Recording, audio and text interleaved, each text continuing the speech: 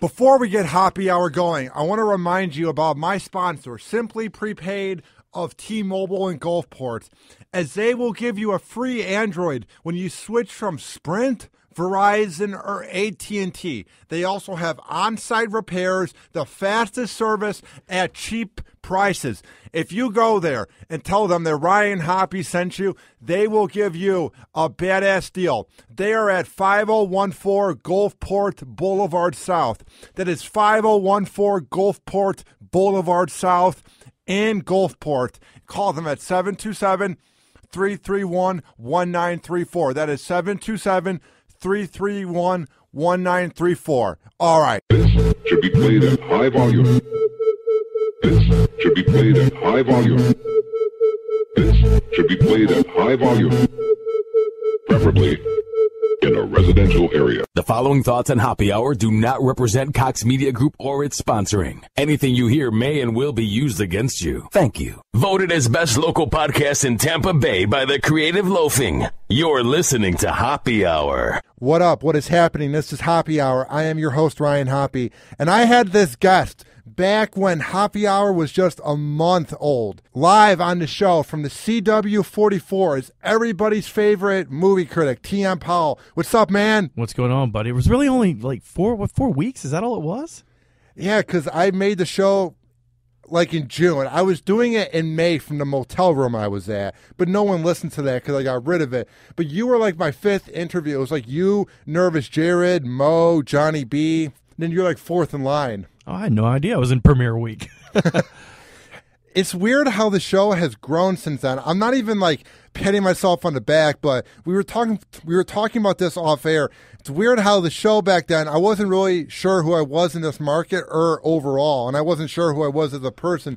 And you did well on the interview. You got to open up about your life. People got to know about you, but my interview skills were so bland. You'd be talking about Danny McBride and your friendship, and then I'd be like, so where'd you grow up as a kid? Now listening to you. You know what I mean? Well, yeah. I mean, I didn't think it was bad, though. I mean, you were pretty quiet for a lot of it, too. So, I mean, I didn't think it was bad. I liked coming on the show. Everyone always asked me what it was like, and they were like, did you have fun and enjoy it? And I was like, not many people know my story. So, yeah, I had a great time when I did it. It didn't bother me at all. That's why I'm back here. If I didn't want to do it, I wouldn't be back. Yeah, if you didn't want to do it, I think you would have taken me off of Twitter by now. Yeah. So, and plus you're a little bit of a pest. But that's a good thing in this business, though. I was too much of a pest back then. I was like the pest that was in your face, and now I'm just kind of trying to make my own brand and just kind of appreciate what I have. You know what I mean? Because you noticed, when I first came to town, I drove everyone nuts. I think people were on the verge of wanting me out. But now I've kind of made my face known and I hide. You know what I mean? A little bit. Maybe a little bit. You know what I mean? I was over You're a pretty the big top. dude. You're hard to hide. Oh, yeah. I'm 6'9". It's ridiculous. So what's everything you've been up to, man? Because so much has happened since I last had you on in July. So many movies have come out. How's everything been for you, man? It's been good. I mean, Star Wars was a really cool thing for guys like me because we were right in the center of it. I mean, when I got to be one of the only people to see it in this town, I mean, I thought it was awesome. Like, I was in a moment where, like, wow, I finally got here. This is what I always wanted to do. Yeah. Now I'm seeing this movie that's so personal to me, and I'm getting to be in a theater with hardly anybody else seeing this. It's great. Yeah, but, you know, we just had Oscars, and I was, you know, pretty happy with the Oscars to a point. You know, you and I were just talking that you just saw Straight Outta Compton. I wish Straight Outta Compton would have been in the mix. I think it needed to be in the mix. That was one of the best movies I have seen in a while. It was one of those movies I was watching with my girlfriend, and we didn't talk for the whole 2.5 hours. My eyes were glued to that screen. It was unreal. Feels like a big movie, right? You know, that only cost like $30 million to make, but felt like a big movie. The acting, I couldn't believe they got people who looked like Dr. Dre, Eazy-E, and you felt like it was really them, especially the Dr. Dre character, TM. It was insane. Only that he didn't slap D-bars. They kind of stayed away from the hitting women thing, which unfortunately was a big part of Dr. Dre's life. I hate to say it. Yeah, it was Later in my weird. life, I'm not as crazy about Dr. Dre as I used to be because of that. But Ice Cube's kid, he was incredible in it too, O'Shea Jackson Jr. What did you think of them as they showed Ice Cube? Is that pretty much who he is in real life? Like, is he smart or not? I was trying to figure out him in the movie if he was just kind of like hood smart or if he knew what he was doing. Well, I hate to date you and date me, but back in the day, Ice Cube, he was an angry dude. I mean, you see him now as the guy in the Friday movies and the Are We There Yet? Yeah. But when I was growing up, he was an angry, mad dude back then. And yeah, he was intelligent. He was smarter than the rest of them. He was a kid in NWA too. I mean, you kind of showed that a little bit in the movie where he was in high school. But yeah, I think a lot of Ice Cube's story was probably legit. And but I think they left out some stuff about Dr. Dre, especially when it came to hitting women. That's just the truth. Well, I think he's one of the guys that put in so much money into the movie that they weren't going to allow it. Well, and that's what I think, too. Everyone's like, why didn't they show that? I'm like, guys, do you see who the producers and who the backers are of this movie? Yeah. I don't think he wants to bring that part of his life back I thought they up. made him look the best. That's what I noticed about the movie looking back now. They made Eazy-E kind of look like an egomaniac. They made Ice Cube look like he's got anger. They made Larry, the manager, look like a scumbag. But Dr. Dre came off perfect. Yeah, it was a little bit too perfect portrayal for him. But I like the Mad Max, won a bunch of Oscars. That's cool to see an action movie. We rarely haven't see seen that. it yet. You got to see that, Hoppy. I've seen a lot of people that have said I haven't seen it, but made about $150 million. That's pretty good. Do I have to see the original one to get it? No, not at all. Not at all. It's its own little story. It kind of sticks with the DNA of the story, but it's its own little franchise moving forward. And I'm a big Tom Hardy guy. I think Tom Hardy's cool. What else has he made? What about Tom Hardy has drawn you in over the years? Well, I liked him in Inception. I like him as Bane. I think he's cool as Bane. I'm a big Bane guy. He was in The Revenant, too. Now, I will say this. I thought he mumbled a lot in The Revenant. He was nominated for an Academy Award, but when it came to that movie, he just mumbled a lot. But, yeah, I dig Tom Hardy. He was supposed to be in Suicide Squad, too, that's out later in August. But he had to drop out. That is what it's basically. Imagine if they made a movie just about the DC villains. That's what it is. The Joker, Harley Quinn, all the DC villains are together, and it's like the Dirty Dozen where they have to work for the government. So they're not fighting Batman and Superman, even though Batman supposedly does make an appearance in this movie. But it's more about the bad guys doing dirty government missions. It's really cool. Like Margot Robbie's Harley Quinn. It's great. How do you keep up with all these superheroes, man? I mean, I watched Jessica Jones, and I was getting confused. Like, I'm impressed with geeks like you where you know everything about each character, and you get all the movies together, and you don't get it confused. Like, how do you keep up with all of it? It just seems like now in 2016, there's too much superhero movies. Well, I grew up on it. That helps. Yeah. I mean, it's just basically built into my psyche because I grew up on it. Just like if you ran into somebody who was into Harry Potter. I mean, it's the same thing. They can tell you all that stuff. I grew up on these superheroes. And That's true. It came at the right time for me, being a film critic and knowing all this information for shows like Caltas, like Drew, where I could kind of come in and be a little insider. And trust me, there are guys at Emerald City Comics, my boys down in Titan and Bradenton, they know tons of stuff about comics, way more than I do. But I do have a basic roadmap for it from what I remember. But they're guys who really know their info. I was really just a Marvel guy. I really wasn't into DC. But I've gotten better now that I work for the CW because they have such a relationship with DC Comics. I almost was forced to hey, you got to brush up and start knowing some things about this. What I like about you, too, is you know about movies that are coming out in August and September. I don't even know what I want to do next week. So how do you keep this all together where you can focus on everything coming out, but you don't overbook things? And you know what I mean? You don't get too confused. Well, it used to be a little easier because I used to say this stretch was the dead zone right now. It's basically January, February, March. And people just didn't care about movies at this time. But that's changed because I used to get always the same complaint is, why are there no good movies right now? It's the dead of winter. Even down here, we're not at the beach as much as we used to be this time of year. We're not doing as much stuff outside. There's not as much daylight. I go because I appreciate it. Yeah, because you haven't been here. But for the most part, you'll settle in and realize, we do take things for granted. And we're lazy. And movies an easy thing to do sometimes. But they would always say, hey, why aren't there any movies this time of year? Well, you've seen that change. I mean, we had American Sniper be a big hit. In January. We've seen The Revenant do really, really well in January. Deadpool has been a smash hit. I mean, just a big, huge, out-of-nowhere hit. And now it's harder to keep up with everything, I'm going to admit. But there's just a lot of cool things. I love this job. That's why I'm able to keep up with it. Even though I don't really care about superheroes, why should I go see Deadpool? Or why should someone who's not into superheroes go see Deadpool? Because if you're not into superheroes, you'll love Deadpool, how their take on it, their spin on it. Deadpool's a lot of fun. I hate even calling it a superhero movie because it's something different. But it just spoofs the whole genre in itself and the R-rated factor in this. We're not used to seeing R-rated superhero movies. And they could have gone overboard just saying F, F, F every single second and ruined it. It's just like it's too much. Settle down. You don't need it all the time. It's kind of like when Howard Stern went to Satellite. Everyone thought he was just going to be using the F word every other second. He wasn't. You just want to be able to use it when you can. And that's what was cool about Deadpool. Plus, it's ultra-violent, too. How good is Ryan Reynolds acting in there? Perfect. He's perfect. I mean, when he even got cast in X-Men Origins Wolverine, we all thought he'd be a great Deadpool. It was just the studio just handled it so poorly with the character. He's perfect as Deadpool. It's a role that can just break him into superstardom. Ryan Reynolds was on the verge of superstardom a couple times with movies like The Proposal, and he was almost there, and then something would happen, whether it was the Green Lantern. It just falls apart for him. Like what happened with that movie? It's just a terrible movie. I mean, it's just plain and simple. It's a terrible movie. It didn't work. What their idea was way too grand with all the special effects, and it just ended up looking fake at the end of the day. So he had to go to the back of the line again. But it worked out good with Deadpool because the movie only cost like $57 million to make, and he got a lot of points on the backside. And that movie's going to cross $300 million here in the States this upcoming weekend. So I'd say he did pretty good for himself. Would you say the best superhero movies are the ones that don't have over-the-top action and have more of a plot? I mean, that's tough to say because I think The Winter Soldier has a hell of a plot, and it's like an old 70s spy thriller. But there's some big scenes. I mean, they crashed 3 helicarriers in it. That's some pretty big stuff. And I think The Dark Knight has some incredible scenes as well. I mean, they flip a tractor trailer for real, right, and blew up a building in Chicago where unfortunately someone died. I mean, you're doing a whole lot of stuff, and those are considered 2 of the best.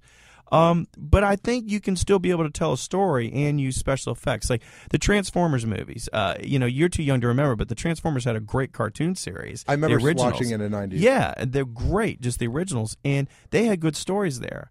But these new films, all it is just action, action, action, sunrise shots from Michael Bay. They've ruined Michael Bay, everything he touches is an abomination. He ruined Ninja Turtles. That could have been a good movie, and he had to fuck it up. It pissed me off. I will admit, I like the Ninja Turtles movie for the last time. How? Because it was more about passing it down to my kids, Ryan. That I'll be honest. That's how you want to pass it down? How the cartoon in the 80s and then everything in the 90s was great?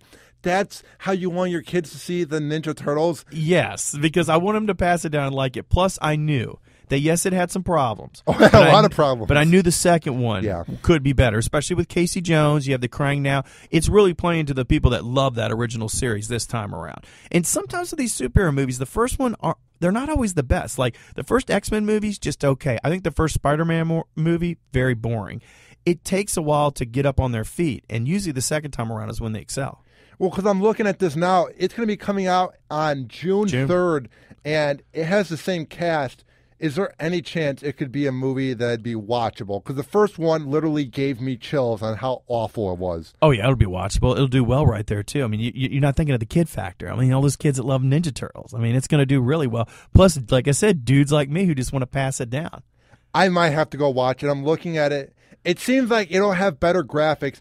It's just the acting. I feel like I was watching some made-for-TV Nickelodeon movie. You know what I mean? What were you expecting? The Shawshank Redemption from Ninja Turtles? The ones Turtles? from the 90s were better acting. Corey Feldman was the voice. Come on. The ones in the 90s were watchable. This brought pain to my eyes. I like that original Teenage Mutant Ninja Turtles movie. I know people say, oh, really? And I'm like, yeah, if you watch it, it's not bad at all. You got to just remember when it was made. I love the Mario movie with... oh, stop it. That's a great movie, dude. Get out of here. I'm done with this podcast. You don't like the Mario movie whatsoever? Hell no. It's terrible. It's great. It's so bad. It's with good. With the fungus, get out of here. I'm looking at this, too, here on MovieInsider.com. Find this very odd. Find this bizarre, TM. Why in 2016, 15 years later, are they making My Big Fat Greek Wedding 2? Are we officially out of ideas when we're making a movie that wasn't that good from 2002 over again? Why is this happening? Well, the first one was one of those dark horse hits that people liked. But, I mean, it wasn't one of my favorite movies, but a lot of people just loved it. I mean, I still look at it and be like, really? You guys like this? But, I mean, there's some cheesy stuff I like. I'll defend Dirty Dancing till the end and Footloose, talk about how great those movies are. But it doesn't surprise me. It's got a tall order ahead of it because it's opening the same day as Batman v Superman. Oh, they're screwed. Now, I know it's counter-programming to the nerds, to the chicks. That's what they're trying to do. But still, I think they underestimate how many women actually like some of these superhero movies. I think the women are going to go with their boyfriends to the superhero movie, and it's going to have so much publicity on TV, everyone's going to forget that this is coming out. I predict this will make less money than the production. It will bomb. I promise you. There's a good chance that could happen just because you said that's not one of those movies that crosses generations. Too. Yeah. Like we're about to have Finding Dory this summer.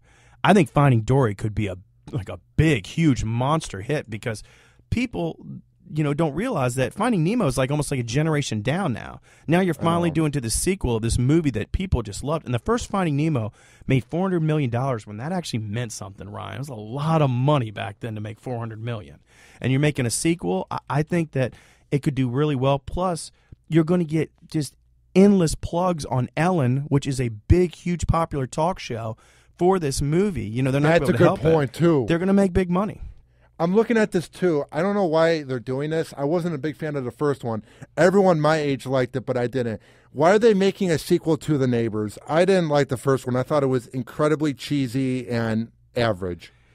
I think it's a funny movie in the fact that it does what it's supposed to do. It's supposed to make you laugh. Now, as a movie where there, plot and it didn't flow, really make me laugh, though. It made me laugh. It definitely made me laugh. But I do feel like they just ended. Like you just didn't know what to do, so it just abruptly kind of ends at the end where they just basically narc on them. But yeah, when you have a comedy that makes, 150, 160 million in the heart of May where, you're battling movies like Godzilla that year, X-Men Days of Future Past, Spider-Man, and you're doing well, plus how cheap it is to make those comedies, I mean, they're going to greenlit one in a second. They're not even going to hesitate. We were talking about this when you were walking in with me. What did you think of that movie with Tina Fey? What's it called? The one that came Sisters? What did you think of that? I thought it could have been better. I thought Amy was the part that hurt that movie. I thought Amy Poehler was horrible. Waste of potential. You don't put the two of them together and give yourself an R rating, but not take the risks you need to take with an R rating. That was my biggest problem. Every time they're together, it's average. Even Baby Mama wasn't that good of a movie. Yeah, for some reason on film, I haven't really been crazy about that combination, but when they hosted like the Golden Globes and they do stuff together on SNL, they're hilarious. They're fantastic together. And maybe that's what it is the real chemistry is what we love. And when someone's writing their chemistry for them in a script, maybe it doesn't always translate. Nothing from that movie was really that funny besides when Bobby Moynihan was on coke freaking out at the party. That was the one part of the movie when you're laughing hard. And even that character is a little annoying at first. It got old after a while. Absolutely. Like the first 5 minutes of him spazzing out at the party on coke was funny. But then it was just a movie that didn't know when to end a bit. No. And you're watching it 10 minutes later and you're like, oh my God, enough of him on coke. We got it. And it's a great concept about a bunch of kids who basically throw a party. I like that idea. I think it's cool. But yeah, it just didn't work. And also, you had John Cena in Trainwreck just steal the show. And you put him in this movie, and you just don't really have him do anything. I thought it was kind of wasted talent there, too. I thought John Cena was the only funny part of Trainwreck. I thought Trainwreck was actually better when it came to Amy being emotional at the end about her dad dying than her comedy in there. I thought it was not that good. I like Trainwreck, and I like it for what you said, is I like that it was a little bit more than just a raunchy comedy. It had some heart to it, and it shows that she can act. She can act. Yeah. I mean, there's no doubt about it. She can act. She's going to get some good roles over the next couple of years. It's just whether she drops the ball or not. There's a lot of them who get great movies, and then they drop the ball. So she has to be able to run with it next. Like, look at Chris Pratt. I mean, he is a just superstar right now. I mean, we talked about the last time with Jurassic World. That's not a great movie. It's a fun movie, but it's not a great movie. But Pratt sends it to the other level, just like he did with Guardians, and it's not going to end for this guy. I mean, all of a sudden, the guy that played Andy on Parks and Rec, weird. He's the biggest star out there. And he used to be fat. Now he's in shape. You're like, oh, my God. No, I think it's him, and I used to say it was him and Bradley Cooper. But the problem is Cooper sometimes does some bombs in some films that don't do very well. It seems like he plays the same dude in every drama. He does seem to play that character, that kind of slick, fast-talking character at times. But I like Bradley Cooper, but right now, I mean, Pratt's just got the better track record. He's just doing better. He's got one film that was a surprise hit in August that does $330 million, and then he comes back with one that does $600 million. And actually, if you throw in the Lego movie, he's done about $260 on that one, too. Was the Lego movie one of the best kid movies recently? Because I feel like a lot of them are cheesy. I think that the Lego movie is definitely a great, great film where it could have just been lazy. They were going to make money no matter what because people love Legos, but they decided to do more. And that's my biggest problem with kids' movies are the ones that just don't care. They just know you're going to show up for ticket sales. Yeah. They just give you a weak story, and that's it. Another one was Inside Out. I mean, that was nominated for Best Original Screenplay. That's a kids' movie. In a lot of people's eyes, even though I always say, hey, don't judge the Pixar movies as kids' movies. They're usually much more than that. But Inside Out, it's not my favorite Pixar movie, but I said it's the deepest kids' movie I've ever seen because the way it makes you think about things in your life. So, yeah, it just depends. Yeah, it's weird how kids' cartoons used to be more simple back in the day, and now they have more of a meaning. To me, the first one that Pixar did was Up. That's when they kind of changed the game by having more than just like visual gags. You know what I mean? Oh man, they deal with infertility and death and losing your hopes and dreams. That's my favorite Pixar movie. When I said that about Inside Out, 'cause some people are like, "Wait a second, Up's way more deeper than that." I'm like, "No." I go, "You're misconstruing that point." When I say deep, it means Inside Out makes you really think. That's what it does. It makes you think about certain things. Up is a drama. I mean, it's a drama at times. There's no doubt about it. It's a great movie. It's a big old crowd pleaser, but at times it's a drama. I'm seeing too. There's a movie called The Boy and the Beast that's coming out. Is that going to be any good? Probably not. You look at the movie and it just does not look good. The visual, well, first of all, it's anime, and most anime does not translate into success at the box office. Yeah, dealing with the comic book shop too. I come across a lot of different nerds, and the anime nerds, they try to talk to me, and I just tell them, I'm just not into that. That's just not my thing. But the people who are into anime, oh man, they're serious.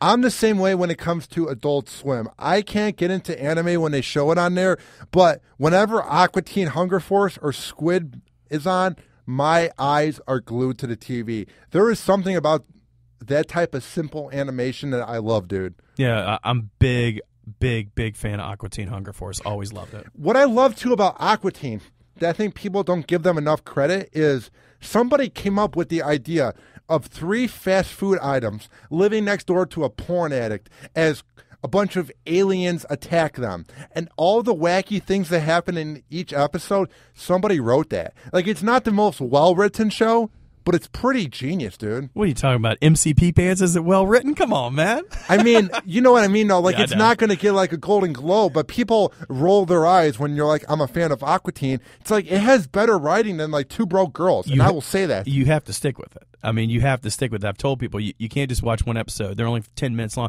You have to see the jokes build over the episodes, and it gets funnier as it goes with like the Moon Knights. I love it. Like, it was one of my favorite shows. One is when Patton Oswalt plays the voice of the frat alien. Yo, the 2 frat dudes. Yeah, that's great. And they would always have guests on there if you paid attention.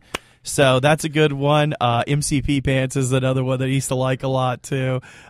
They're just funny shows. I mean, they just are. The stuff with Carl next door, living in Jersey. So it's great. Have you seen that new show on Fox? Absolute trash. If I were Seth Macfarlane, I'd be embarrassed. Border Town. One of the worst abominations of a cartoon I've ever seen. No, I have not seen it, but I have heard awful things about it. I don't know. Everything he's been touching since American Dad has been awful. Family Guy was good. American Dad's good, but then he made the Cleveland show awful. He made that show with Rob Corddry 10 years ago, The Winner. Awful. There's this new show. We were talking about it on Facebook, but you haven't watched it. Blunt Talk. Yeah, Blunt Talk with Patrick Stewart. Very disappointed. First 5 episodes were funny, and then it got like all serious. I was like, yeah, Starz is trying to build their network over there. They did well with Ash versus Evil Dead. I mean, that's Power, dude. Yeah, Power's their most watched show, man. Yeah, Power does really well over there for them. They're trying to build a little bit of a network over there. But back to Seth MacFarlane. He did Ted, and everyone was like, okay, he's entered Hollywood now. But just like I talked about, dropping the ball. He does A Million Ways to Die in the West. Horrible movie. Then he does Ted 2. Horrible. Not a good movie either. And now all of a sudden, people are asking him, hey, where's that Flintstones you were promising us? Because remember, he was supposed to bring the Flintstones. He was talking about that for like 5 years. Yeah. And he just hasn't done anything, and he's had a bunch of flops in a row. So I think Seth MacFarlane's one of those guys people know that's talented, but maybe it doesn't always translate. I mean, Woody Allen was never making a whole lot of money. I don't like him. Yeah, he's kind of unoriginal. Every one of his shows is about the wacky nuclear family, the talking animal, the wacky things that happen. Like, that's why I give Matt Groening all the credit in the world. The 3 things he came up with is Life in Hell, a wacky comic book about a mouse with one ear. Then he makes The Simpsons, changes the game. Then he makes Futurama, changes the game. That's creativity. Seth MacFarlane is nothing more than a hack that is just a carbon copy of each of his cartoons, and it gets worse and worse.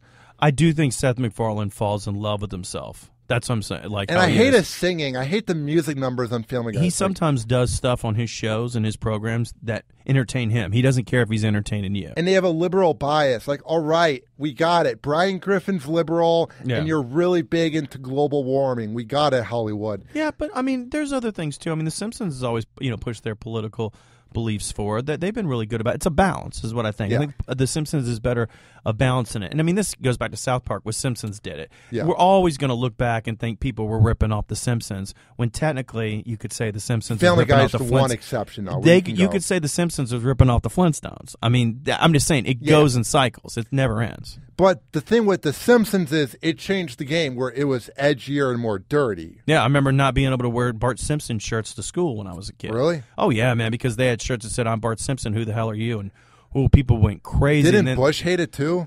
there was just a lot of people that just did not like it at first because, you'd always seen the nuclear family that was perfect, and now you see this family that's not so perfect. And, the dad who beats his kids and everything else, and then followed by Married with Children. I've been watching that show lately because I went to Half Price Books in Illinois. For $7, you could buy the whole complete series, and I've been watching it. That show would not survive a minute on Fox now. The fake outrage of everyone being uptight, Al Bundy would not be allowed, dude. How far are you into it? I've always seen the first few seasons because they'll show it on reruns. I'm watching the later seasons that nobody really sees on TV on reruns where they're older and... Not very good, unfortunately. Oh, it's horrible. Yeah, it's not very good. That's unfortunately what happened with sitcoms back from my day, is they'd fall apart because they were giving out big contracts at the time. When they weren't doing that before, they would just cancel them. And they started giving out big contracts to everybody, and shows would just go too long. Roseanne's another one like that. The first 4 or 5 seasons of News Roseanne Radio, are too. fantastic, and it's fall apart. News Radio was a show that just never got any ratings, just a brilliant show. Because Phil Hartman dying, too, really hurt the vibe. They then were already put hurting, in John though. Lovitz. Yeah, John Lovitz didn't help. They were already hurting for ratings because they were too smart for network TV. They weren't living in a day and age where there's AMC and HBO making the viewer smarter, and even Netflix helps make the viewer smarter for what good television is.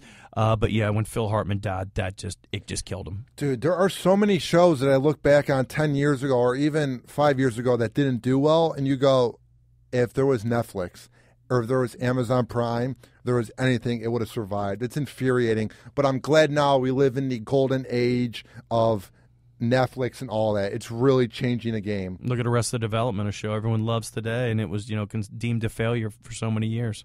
The other thing I noticed, too, is network TV is screwed. They are out of luck. They are coming up with no original ideas. Whenever I watch like the NFL, you'll see the previews for what's coming on.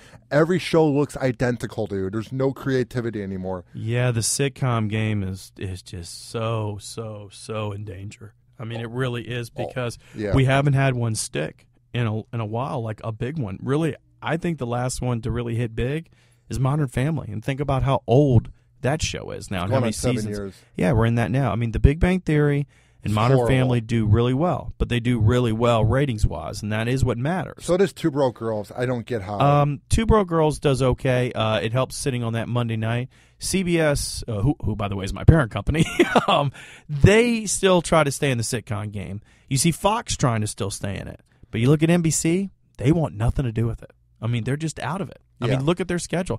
At the CW, we don't mess with the half-hour format. For whatever reason, it just has not seemed to work for us. I know there's some other networks who don't think it works either, because you look at something like AMC, what they're doing, they're killing it. Yeah. And HBO the same way. They did do pretty well with their hour-long dramas too. But you see stuff like The Grinder, which is a pretty funny new show. I like The Goldbergs a lot. I think The Goldbergs is a funny show. But for the most part, you're seeing the death of the sitcom right now. You know what is going to kill this sitcom? Is when they have to make remakes. I get that Full House wasn't always the most serious show and it was goofy. Fuller House is one of the worst things I've ever seen. Not just a TV show.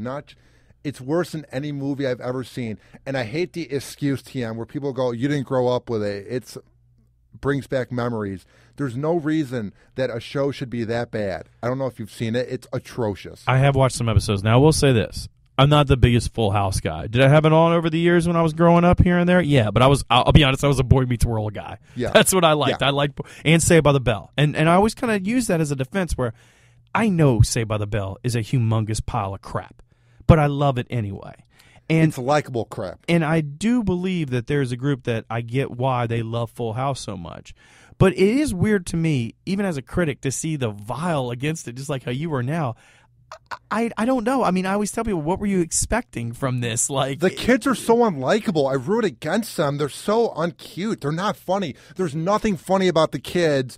And it's just, it seems like no one wants to be there and they're just cashing in the paycheck. Like, it has some of the worst acting. Like, if this show wasn't called Full House, I promise you, it'd be no different than any Nickelodeon sitcom. But because it has the Full House name, we're supposed to be nice to it. It pisses me off. Well, I noticed, too, in the credits, it's special guest stars, because you can tell Saget and them aren't going to be in it as much. They want it to be that focal group of those girls right there pushing it, and they want young girls to be into it. Why do you think when they remade Boy Meets World, they turned it into Girl Meets World? Yeah. It's because they crave that women audience. It's all funny, of us too. networks, we love the women. Even in radio, they want to chase the women because they think they spend a lot of the money. It's weird because I'm so used to watching manly shows and I'm so used to running the house that now whenever I have my girlfriend over, she wants to watch that. And it's weird how now I'm an adult TM and you have to share the TV and it's not always about TM. It's not always about Ryan Hoppe and you have to split it and it sucks. We get a complicated universal remote. That way you're the only one that can work it. That's what I do. Now, before I let you go, what are some movies just within the next 6 months or maybe next week that we should look out for? Oh, well, I think 10 Cloverfield Lane's an interesting one to keep an eye on just because, there was, you either love it or you hate it when it comes to Cloverfield. I liked it. I thought it was cool. But I would never argue with someone who hated it because I understand why they hate it. But I like that idea of somewhat of a sequel that kind of just lives in that universe. So that's pretty cool. And then the big one at the end of the month, Batman v Superman. I mean, whatever you think. How pumped are you? I'm not that pumped. Like I said, I'm a Marvel guy. I'm a lot more excited for Suicide Squad. I unfortunately think they've shown us too much in all these trailers for this and have spoiled a lot of the movie. Plus, I mean, you're not even superhero guy, Ryan, but don't you even know the ending? Obviously, they become friends at the end. Yeah, they're not going to kill each other. Yeah, I mean, they become friends. The movie's kind of spoiled already. Could you imagine if it ends in like a double homicide? Yeah, and it's they not both going to happen. die. They're making Justice League. Ben Affleck's in Suicide Squad. That's obviously not going to happen. And then there's some other ones. Obviously, Captain America: Civil War at the beginning of May, I think is going to be a lot of fun. We'll get to see Iron Man and Tony Stark and Captain America fight it out. Plus, Spider-Man shows up finally in their universe, a new Spider-Man, which I'm really excited for. And they were great not showing him any of the trailers. You look so excited saying all of this. I am. I'm very excited. But there's some other cool ones outside of the superhero film universe. I think Jason Bourne could be a lot of fun. And then there's another one that's going to be the focus of 44 in the Town this Sunday. I'm having Holly O'Connor, who was just on Hoppe Hour. She was just on Hoppe Hour this weekend. And Erica from the BDRS, she'll be talking to me about this, is the Ghostbusters reboot. I think it's going to bomb. I think it's going to be awful. I think it's going to be an embarrassment. Yeah, Hoppe, I'm with you. I kind of feel bad that I hate that it's women. Like, I feel like such a jerk that I'm like, why does it have to be women? There's nothing funny about Melissa McCarthy. She's one of the most overrated actresses out there. I wouldn't have minded a couple women on the team, and I feel so dirty even just saying this. Like, do you hear yourself saying this? But I feel like the whole women thing was forced, and it's a big thing with this franchise is because I think Ghostbusters is sacred material. It's not just about just making a remake with all women. It's about making a remake in general. Like, this is sacred material for certain people, and it's definitely sacred material for me. I know it sounds funny saying Ghostbusters, but it is. Dude, I just see this thing with Full House, with Ghostbusters coming out. We are out of original ideas, and I just predict the next 10 years they're going to keep rebooting these movies, and any legacy is just going to die.